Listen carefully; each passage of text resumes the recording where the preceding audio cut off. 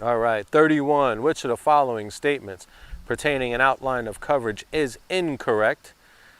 All right, so A, let's see what we got. Agents are required to provide the insurer with a certificate of delivery as proof they delivered an outline of coverage at the time of application. See, an outline of coverage identifies the premium payment schedule and grace period. An outline of coverage identifies the guaranteed. You know, this one, guys, I want to point out here, I think we need to remodify number 31 because your outline of coverage, if we're looking at which one is incorrect, all right? So, outline of coverage identifies the guaranteed renewable feature. It identifies the principal benefits, that's correct. It identifies we do have to provide a certificate of delivery. So the correct answer on this one is B, identifies the premium payment schedule and grace period. And it might have the grace period in there. It may even have premium information in there. It's not going to be your schedule. I think what they would be looking for there is probably your consideration clause. All right, so I'm not going to mark that one wrong. I don't necessarily agree with that.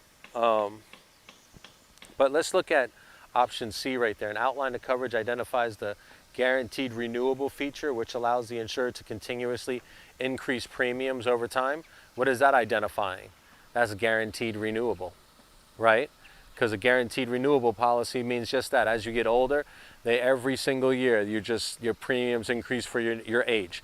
Non-cancelable policy is nothing more than a guaranteed renewable policy that they're not allowed. No can do. What can't they do? They no can increase your premium. So that was a good vocab one there. Outline of coverage identifies the principal benefit. Well, that's true. That's true. So I would put a little asterisk if you got 31 wrong there. Put a little asterisk on it because I think we might remodify that, make it a little bit more obvious, right? What do you think, David? Yeah. All right. So anyway, that's on page 510. Outline of coverage. All right, 32. If an insurer chooses to discontinue offering a particular type of policy to the group marketplace, how many days do they have to notify each policy owner who's losing coverage?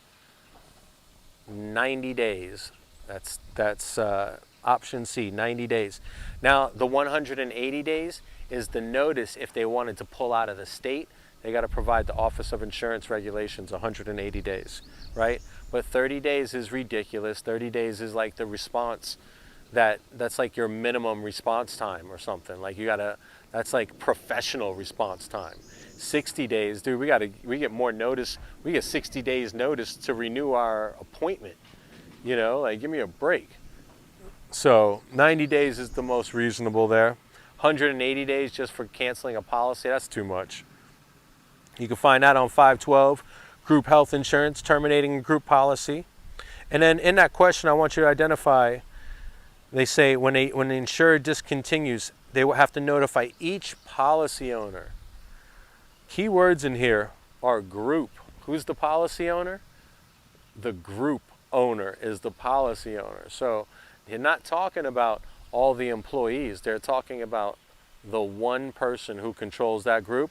If it's a company, great. That's their HR's problem. They deal with the rest of their employees, not the insurer's problem. All right? When a group insurance policy is issued, who is the policy owner? Well, the employer who purchased the policy. That's A.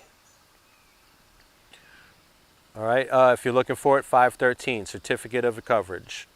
Now, make a mental note of this. Your employer, your association, and your labor union. All of those people, each individual is the owner of that policy.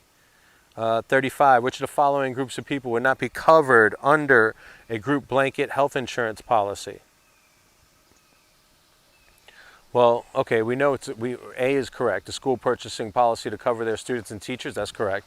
A health maintenance organization could use group blanket to cover their subscribers. That's correct. I thought that was the weirdest one up there. Organizations like the Boy Scouts and summer camps use group health benefit policies to cover the people who attend. That's true. So we're looking at D here. That's the who would not be covered. A large employer group uses a blanket group health policies to cover factory And office workers under, no, large employer would not use a blanket.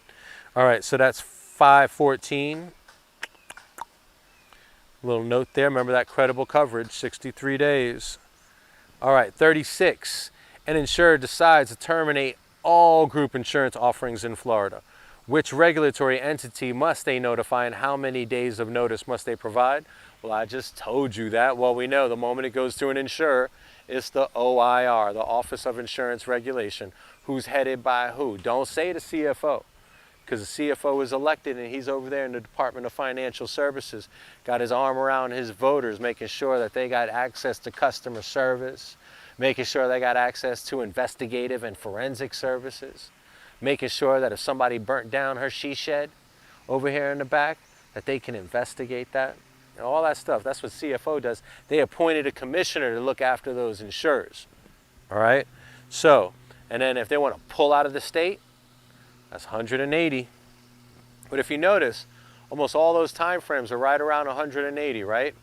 So when in doubt, make sure you're paying attention. We all know all those things for 2 years, right? But 180 days, man, is an insurer reasonably gonna know they're pulling out of a state 2 years prior? No, even a year prior is asking too much. 6 months? Well, 6 months is pretty average in this class. Even elimination period maximums is 6 months, so it makes sense that you're gonna hold the insurer to the same guideline, right? So you want to eliminate coverage, you got to provide 6 months, and then you better not come back for 5 years. You ain't writing another policy in the state for 5 years. All right. So 36 is A. 37, we just identified it. If an insurer discontinues all health insurance policies in Florida, how long must they remain out of the marketplace before being allowed to begin reselling policies in Florida? 5 years. Which of the following entities is, this is 38. Which of the following entities is responsible for regulating the actions of insurers and other risk-bearing entities? Insurers. Well, we know the Department of Financial Services, the people who are on this book with seals everywhere, we know they regulate us, right? They regulate the Florida man, the individual, not the business. So, the Office of Financial Regulations, well, they regulate banks and lenders. The Office of Insurance Regulations, ding, ding, ding, ding, ding. That's you. That's the good one. The Division of Rehabilitation and Liquidation, they only take over. They're actually part of the Department of Financial Services. Why? Because that is the CFO's office, is the Department of Financial Services. He's in charge of all financial matters from the state. And if an insurer was to become insolvent, shouldn't the #1 officer elected in the state to handle financial matters know about it? It goes to his Division of Rehabilitation and Liquidation. Now, don't forget, rehabilitation means that you're impaired, right? If I was impaired, maybe I've got, a jacked up leg and you got to teach me how to walk again, right? Rehabilitate me. But if I need to be liquidated, that means I'm dead. There ain't nothing. You can't fix me. Liquidate, right? Same thing for the insurer. If the insurer is a little financially distressed, you can rehabilitate them. The CFO is so powerful, has so much authority with the state, that he just, I think, lent the state of Florida, and I think property and casualty area, the reinsurance with Citizens, like $2 billion to make sure they kept their AAA rating.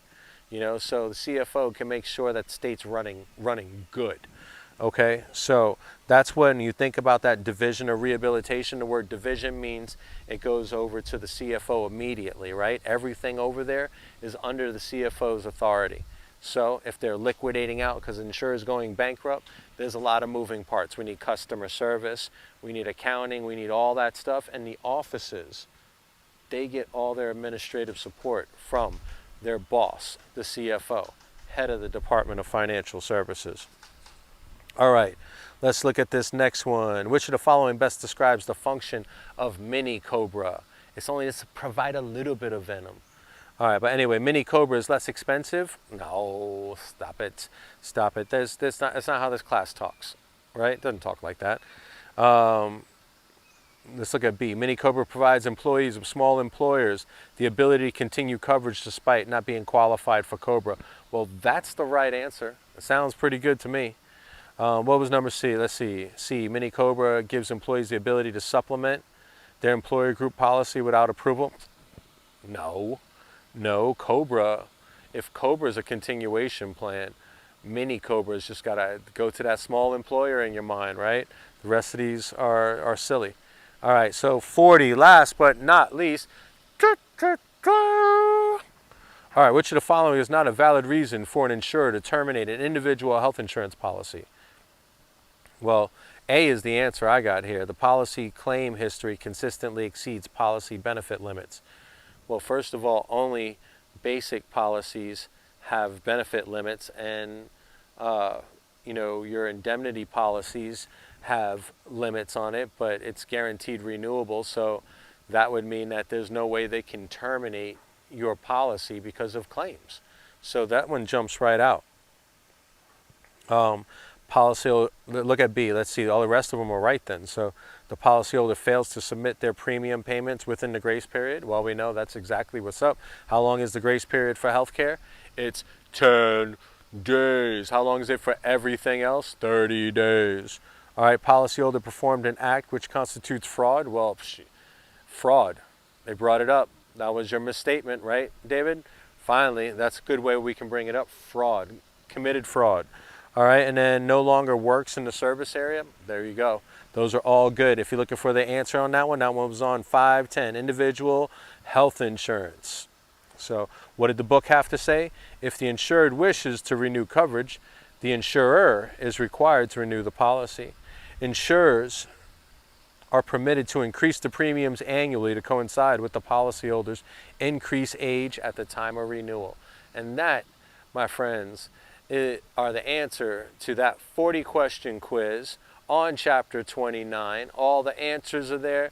Just hit the PDF. You can see all the bolds, everything that we highlighted red, all of the definitions to the sections and where you got to go to find them, all listed right there. So if you're using the book, I suggest you go ahead over to iFlash for you, iFlash 29, iFlash K29, right? Is that what it is? Or is it iFlash U29, something like that? Anyway, put the link over there. Just go right over there. That's everything that you need out of Chapter 29. It takes all those words, and simplifies it. Now, I use the number, your quiz, the question number. It could be question 24, and you'll see a little number on the side there, a little bracket in there. That's going to coincide with the actual number that's in here. They're numbered 1 through 40. Your quiz has them all scrambled up. All right. So on that note, when we come back, we are jumping into Chapter 27, which is the same nonsense for life insurance. Peace.